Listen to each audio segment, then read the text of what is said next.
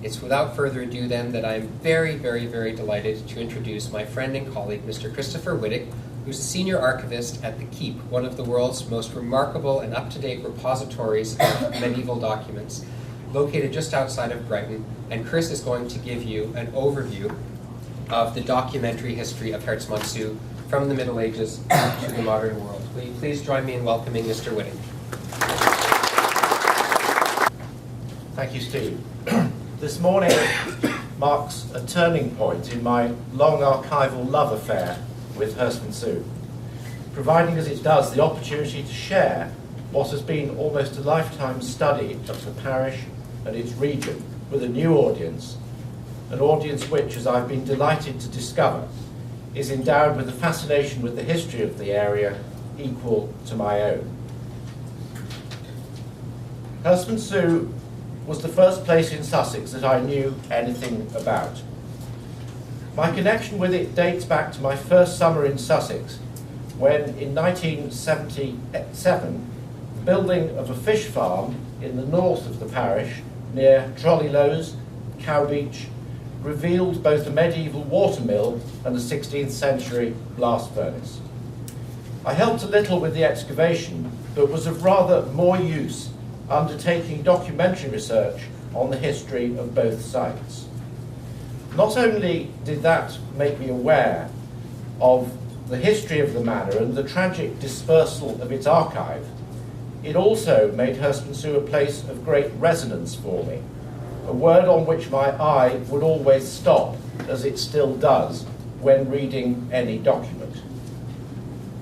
The sorry story of the archive has indeed provided many occasions to stop my eye, and as I shall describe, in my time in East Sussex, there have been almost countless opportunities, both physical and virtual, to augment it.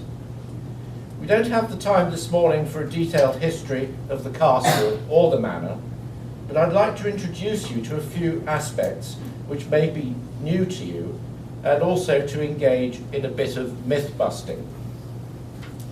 First of all, it would be fair to my transatlantic audience to position the place we are here to discuss. Here is the county of Sussex, East Sussex, in relation to the, for the moment, United Kingdom. And here is a map of the county's historical administrative divisions. All English counties have hundreds, but along with Yorkshire and Lincolnshire, Sussex has administrative units which are bigger than hundreds. In Yorkshire they're called ridings, in Lincolnshire parts, and in Sussex rapes, from a Saxon word akin to rope, meaning a division. There are 6 rapes, and Herstmonceux lies in the eastern one, the rape of Hastings, and in the 100 of Foxearl, which I've highlighted. Here is the 14th century seal of the 100 of Foxearl, found by a metal detectorist, appropriately enough within the 100 at Waterloo in 2008. Parish boundaries in this part of the county are often disjointed. Here is a, no it isn't, here is not a map of Herstmonceux to which we will return. Geologically, as Steve has mentioned, it lies in a region known as the Weald of Sussex, to be distinguished from the chalk downland and the rich coastal plain. The geology has determined the physical appearance of the landscape, its buildings, and arguably the character of its inhabitants. The Weald is typified by small fields, enclosed in the medieval period, the downs by open fields farmed in strips. Buildings in the Weald are predominantly of timber and clay, those on the downs of flint, brick and stone. Settlement on the downland is in nucleated villages. In the Weald, until at least the 17th century, settlement was largely dispersed, with a few planted towns and the occasional hamlet growing up along the highways. It is the predominance of the Wealden landscape in the east of the county and of the downland and coastal plain in the west that has given the two halves of what is nominally the same county, Sussex, such distinct and distinctive characters. West Sussex is a place of large ducal estates, rich agricultural land, the cathedral city of Chichester, and people who are traditionally conservative, reactionary, Anglican or Catholic, and compliant. East Sussex, and especially the Weald, is home to small estates on poor land, the radical town of Lewes, where Tom Paine learnt his politics, and people who are traditionally liberal, radical, nonconformist, poor, and hard to budge.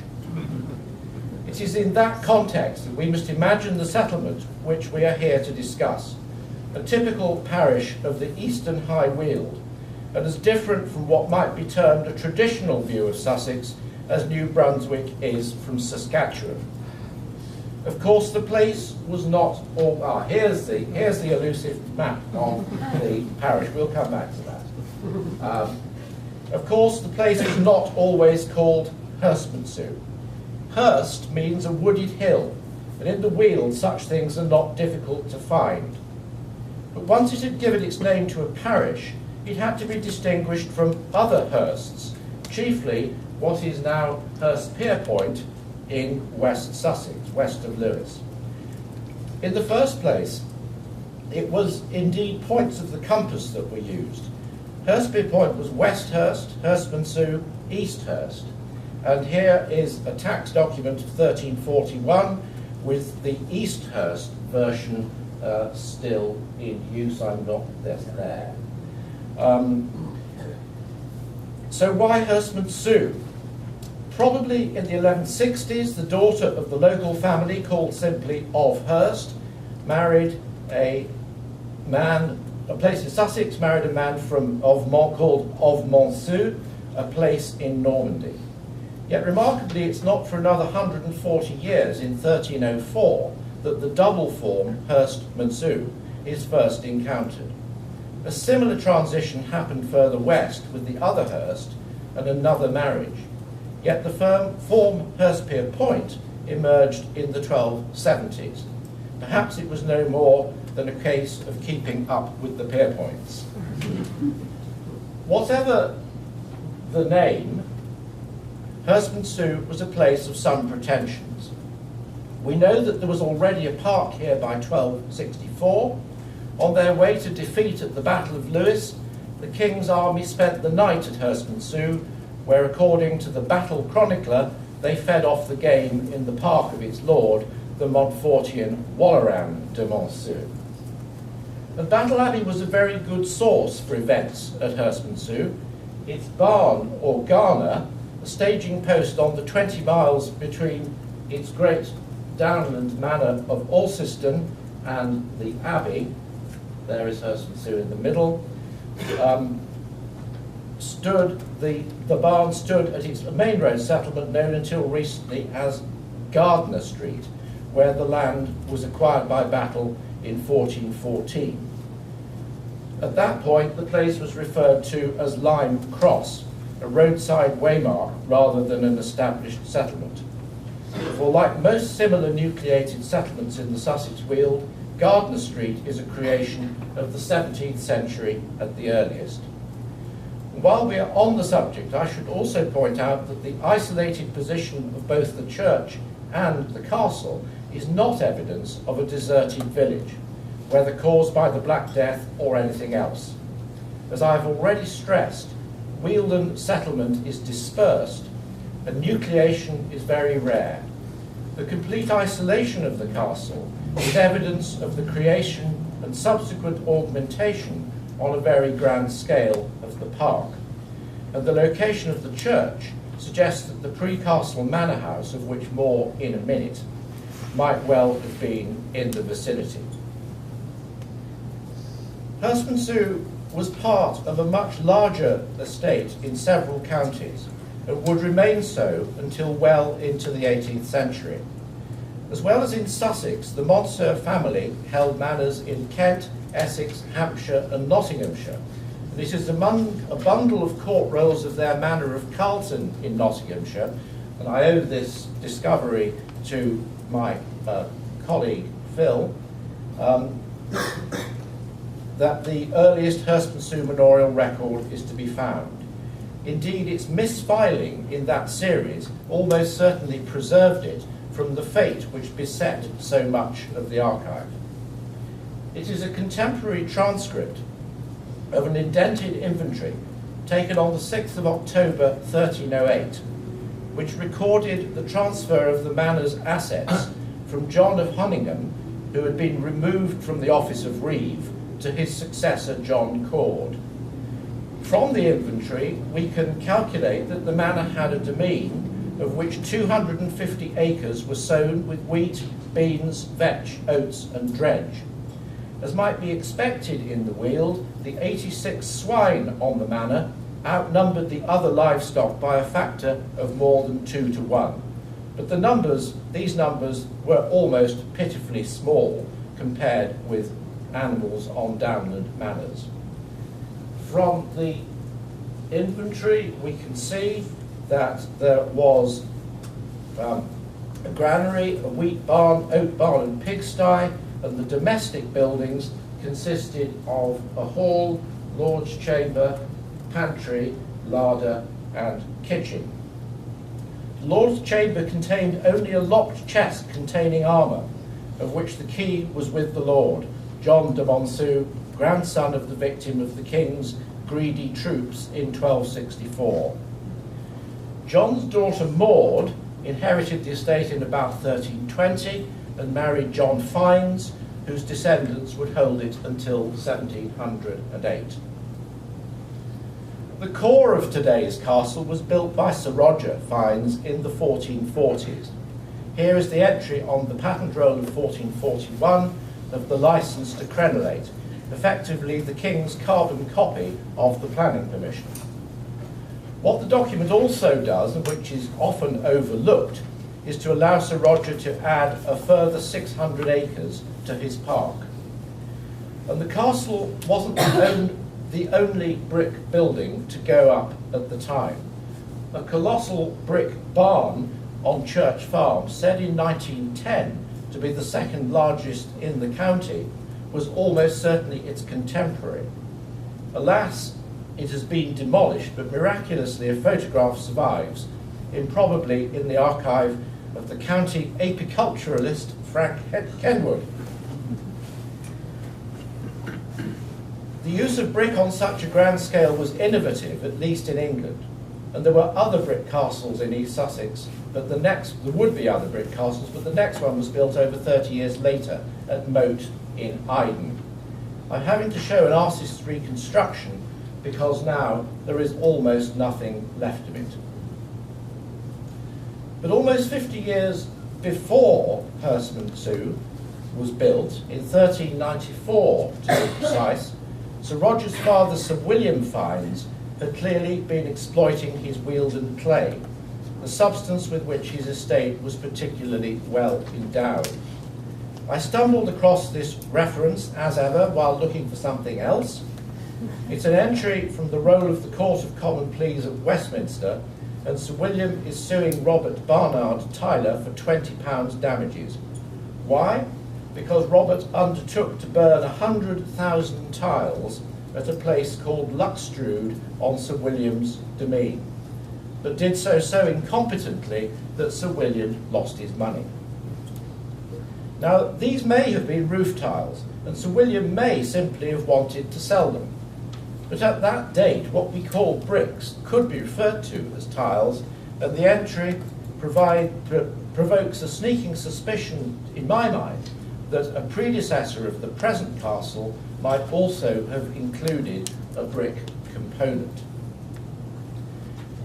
On the death of Sir Roger's grandson Thomas Fiennes in 1533, Lord Dacre, the inheritance jumped a generation, landing on Dacre's unfortunate grandson Sir Thomas, the 9th Baron. The 9th Baron is most often mentioned as the victim of justice.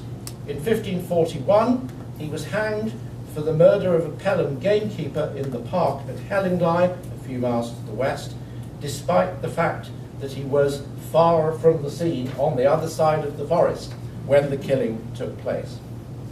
An early example of the doctrine of joint enterprise.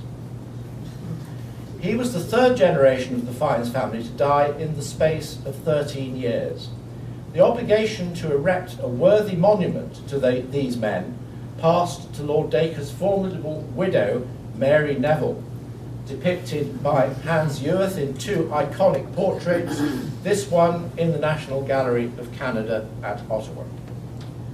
But her straitened circumstances left her with a problem.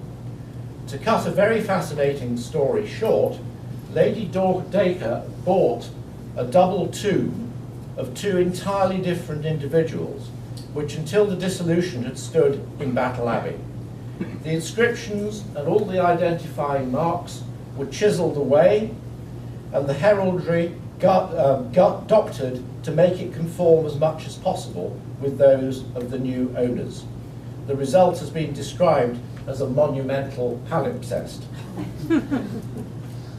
If the ruthless economy of the project revealed by this investigation speaks of the difficulties faced by the Dacres in the immediate aftermath of the execution of the 9th Baron in 1541, then the care taken to disguise the origin of the effigies suggests both a family still determined to retain its social standing and an audience with a heraldic literacy sufficient to appreciate its efforts.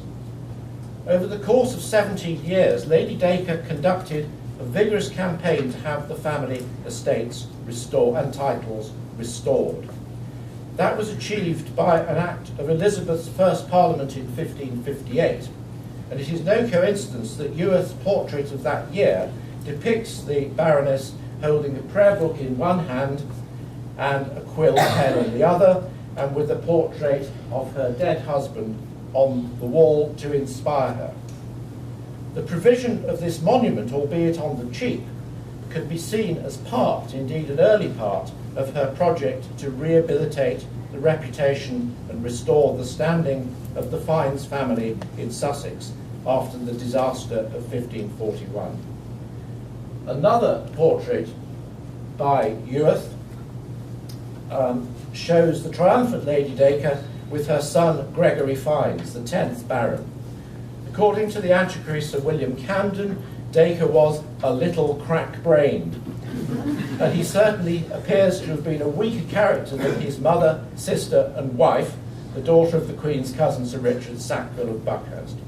His wife complained that she and her husband were kept in subjection by her mother-in-law, and there was undoubtedly tension caused by the attempts of the Dowager Baroness and his sister to prevent the alienation of Dacre lands. Lady Dacre's efforts succeeded in rehabilitating the family for over a century. Some idea of the magnificence of the household maintained here in the 1640s can be gained from the castle account book, now at the Essex Record Office, which again deserves a lecture in its own right. But it was not to last. Thomas, the last Lord Dacre of his line, was clearly no student of his family history. He was foolish enough to trust the king, on this occasion the wily Charles II. Charles promised Thomas a dowry of £20,000 if he would marry Anne Fitzroy, the daughter of his mistress, Lady Castlereagh. Thomas fell for it, and although the king fobbed him off with the Earldom of Sussex in 1674, no money was forthcoming. Eventually the estates had to be sold, and in 1708 Herstmonceux was knocked down for £38,215 to George Naylor of Lincoln's Inn. He left it to his nephew Francis Hare, son of the Bishop of Chichester, who raised the boy at Herstmonceux, making him speak Greek as his ordinary language. One of the bishop's last acts was to write to warn his son about the cost of running the castle, a letter which contemporaries may well find has resonance. It is worth quoting at length, and as it goes a long way to explain the building's fate. The annual expense of the house, gardens and park is near 1/3 of the clear produce of the estate, whether one live there or not, which is an insupportable grievance. The high price of labour, the dearness of provisions and difficulty of getting them for want of markets, the expectation such a house creates and the number of hangers-on with which the kitchen is always full are further grievances. If you keep Herstmonceux, you must pull up a spirit to break all this trade at once, and let him, the steward Mr. Lancaster, and others see you resolve to live like a private gentleman and within compass, and not to support a ridiculous popularity and the figure of a great house, ruin yourself, and be forced to sell an estate which you would be glad to keep. Francis died in 1775, and the estate passed to his half-brother Robert. A persistent myth, repeated by no less an authority than the Victoria County history, is that Robert's second wife Henrietta induced him to demolish the castle in order to build her a modern house which could be settled on her own children, which the castle, being strictly entailed, could not.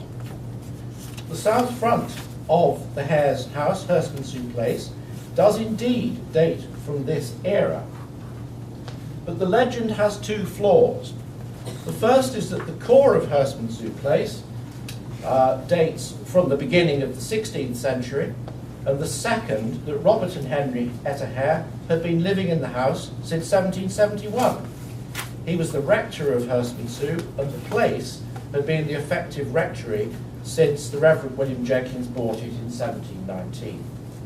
So when Robert Hare inherited the castle in 1774, there would have been no question of moving from an already very comfortable house to a draughty and down-at-heel castle.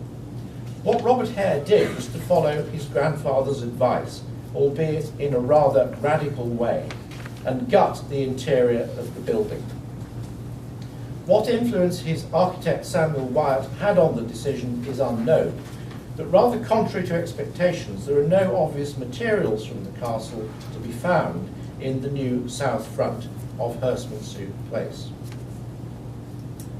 The Dacres were still around, and when in 1776 the 17th Baron, Thomas Barrett Leonard, discovered that Hare was about to demolish the interior of his ancestral home, he was not pleased. He commissioned the Lewis artists James Lambert, uncle and nephew, to record the building before it disappeared. Here is the elder Lambert's rather elaborate trade card. In November 2005, the Lambert's drawings, which had descended in the Leonard family, were sold by auction. The East Sussex Record Office secured the offer of a substantial grant, but was unable to raise the matching 50% funding, and the volume was lost. Having traced the purchaser and obtained a period of grace, we embarked on a public appeal, our first for 25 years.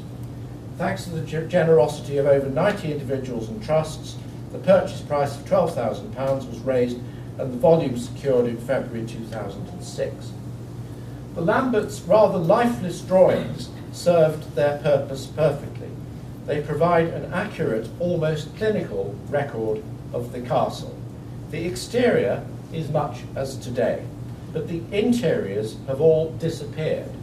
Here is a selection showing the Porter's Lodge, the Green Court, Butler's Pantry Court, the kitchen, the chapel, and the hall. They also, crucially, provide a plan naming all the rooms.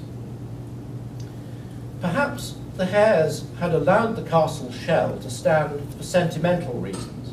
Perhaps it served merely as a ready-made folly to observe from their fashionable new south front. Visiting antiquaries were certainly not welcome. Passing by in 1788, John Byng found that nothing now remains but the great shell and the kitchen gardens, into neither of which, being locked up, could we enter, nor by any noise bring anyone to assist us. That all the interior was in ruins I could see through the many windows. Surely, at the destruction there might have been some plunder for the antiquary, Paintings, carved work, wainscoting, magnificent chimney pieces, tapestry, etc., etc., all sold as lumber and long since burnt. Though sometimes a curiosity is to be seen in a neighbouring cottage as a bedstead or an old panel painting nailed over a hole. Things did not improve with the acquisition of the castle in 1807 by Thomas Reed Kemp, the developer of the Brighton suburb which still bears his name. In 1818, the year before he parted with it, Kemp was rumoured to be intending to pull the castle down. Herstmonceux remained a ruined shell until the 20th century, and in 1932, Walter Hines Godfrey was commissioned by the inspired but ultimately tragic Sir Paul Latham to rebuild the interior. Godfrey, a noted conservation architect, settled in Lewes in 1914 and was a stalwart member of the Sussex Archaeological Society. On a national stage, he founded the National Monuments Record and was prominent in the Survey of London. His archive is at my office and contains a wealth of material on the rebuilding project, including many, many photographs of which these are examples. And there's Sir Paul Latham. From the time of the Munich crisis in 1938, most people knew that war was inevitable, and soon. Blitzkrieg was expected, and London-based firms began to look for country sites to which to evacuate their operations. The Hearts of Oak, a friendly society with over 1 million members based on the Euston Road, selected Herstmonceux, and a substantial row of temporary buildings was run up. There's a plan, and there they are in the photograph. Was run up by Godfrey's architectural practice. War was declared on Sunday the 3rd of September 1939, and the same day an advance guard of the society, known to its employees as the Hearts of Stone, travelled to the castle to prepare for the arrival of their colleagues. In particular, the documentary records of the society's business were arranged in order and large amounts of office furniture moved. There's a wonderful report on it. The staff put their best efforts into this work, and the willingness with which they undertook heavy manual labour, to which they were unaccustomed, was very creditable. By 1940, over 650 men and women, boys and girls, were resident at Herstmonceux. A battalion of the Home Guard and a fire brigade were established, aircraft spotters, a first aid service, and ARP wardens appointed. In 1946, Sir Paul Latham sold the castle to the Admiralty, the parent body of the Royal Greenwich Observatory. A battery of telescopes and offices was built in the castle grounds, and Herstmonceux remained the observatory's home until it moved to Cambridge in 1989. That will have to be all I say about the castle, but as well as being a residence, the building was the seat of the manor of Herstmonceux, the records of which have not been treated kindly by their custodians. Manors started life as economic and legal units and gave their lords rights over the lands and in some cases the bodies and goods of their tenants. Because the Weald was predominantly a pastoral and woodland region, there is, as I have mentioned, no strict cultivation in open fields. Settlement is dispersed, with most towns the result of very recent building along through routes, and the isolation of many churches not the result of the Black Death, but the need to site the church at a central, well-drained place in sprawling Wealden parishes linked by muddy roads. Divided lordship, partially the result of woodland colonisation both before and after the Norman conquest, led the holdings of Sussex manors, unlike their Midland counterparts, to be dispersed. Single manor parishes are rare, and in the Weald, non-existent. Conversely, although there is usually a manor sharing the name of the parish in which its manor house sits, that manor will not control all the land in the parish. Herstmonceux is a perfect example. This is a map of the parish of Herstmonceux, and each different colour represents one of the 10 different manors to which the land was subject. The corollary of the same effect can be seen when one plots the holdings of a single manor. Here is the manor of Ewhurst, 11 miles to the east, whose dispersed settlements stretch over 9 miles to the east of the manor house.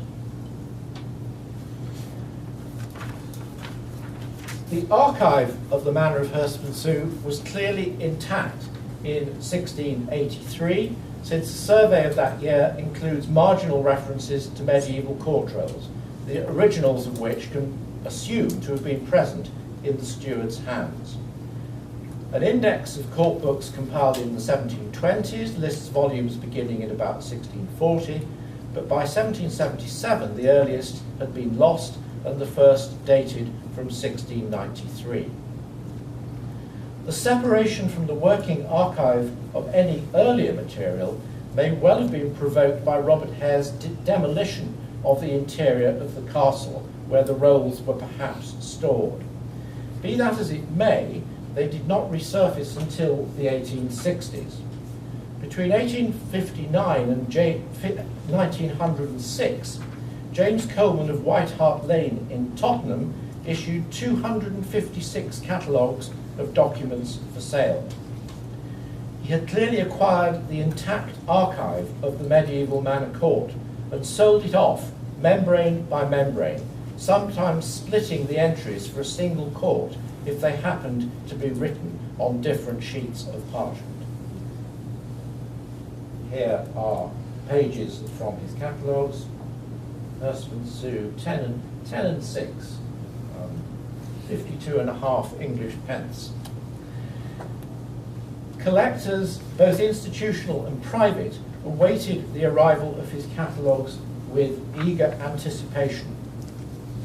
The librarian at Harvard Law School was a major purchaser, rivaled by his opposite numbers at the Bodleian Library, the British Museum, and even the University of Kansas.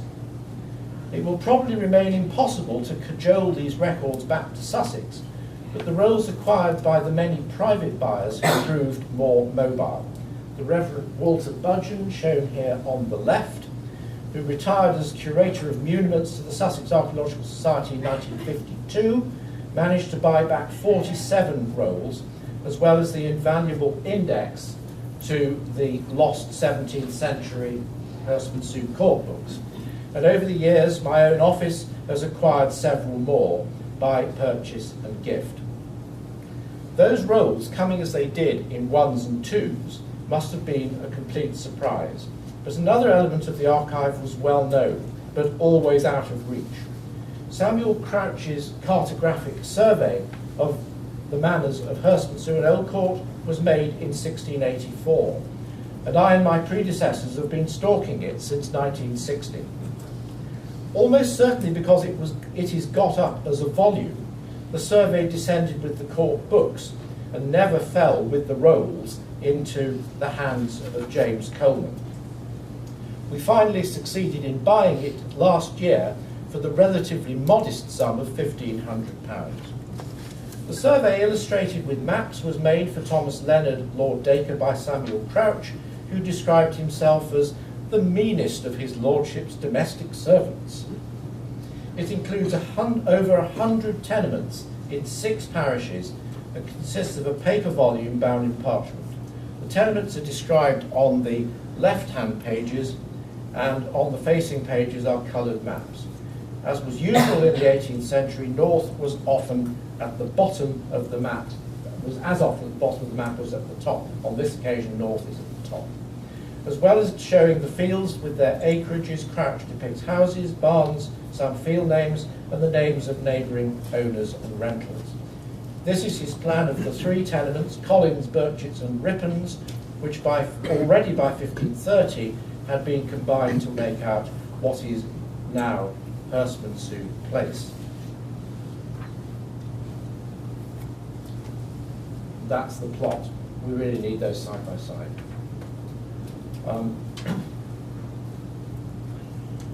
In his description of Herstmonceux Place, he refers to court rolls of 12 Henry VIII, 23 Elizabeth, and 1654.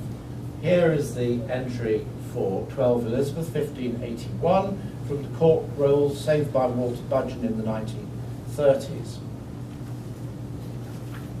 I have to fast forward now. The survey also includes the manor of Old Court in Wartling, the lands of which lay right down onto Pevensey level. That manor also provides us with an exception to the rule about the lack of nucleated settlement in the Weald. Here is the emphatically nucleated Boreham Street, a planned settlement laid out by Bayham Abbey, probably in the 13th century, and possibly with the intention, accompanied as it was by the grant of the Marquis and Fair, of developing it into a borough. That never happened. Is there any more of the Herstmonceux archive left to find? Emphatically, yes. As recently as last year, an unprepossessing envelope arrived from the Wiltshire Record Office, addressed to me. I opened it without enthusiasm, expecting some tediously worthy 1920s postcards. But more fool me. Inside was a 1382 court roll of the manor of Herstmonceux, the year after the Peasants' Rising. Bought in the 1890s by Henry Swain, the recorder of Wilton, and an eager client of our friend James Coleman, the dealer. But the real prize was last seen at Herstmonceux Place by Sir William Burrell as long ago as the 1770s. Described then as a curious survey book made on the 23rd of August 1570, the description of the castle and park was transcribed by James Lambert. This is here. But what was almost certainly the bulk of the document, a survey of the manor itself, tenement by tenement, was ignored. It may have perished, but I live in hope that it will one day emerge. As I approach the completion of 40 years' service in the archives of East Sussex, it's great encouragement to discover that I'm not alone in my interest in this small but fascinating corner of the county. I'm delighted to be part of the Herstmonceux project and grateful to the partners and to the Social Sciences and Humanities Research Council of Canada for extending the invitation to join this conference. There is still so much to learn, and I look forward to being part of that process with friends old and new on either side of the Atlantic.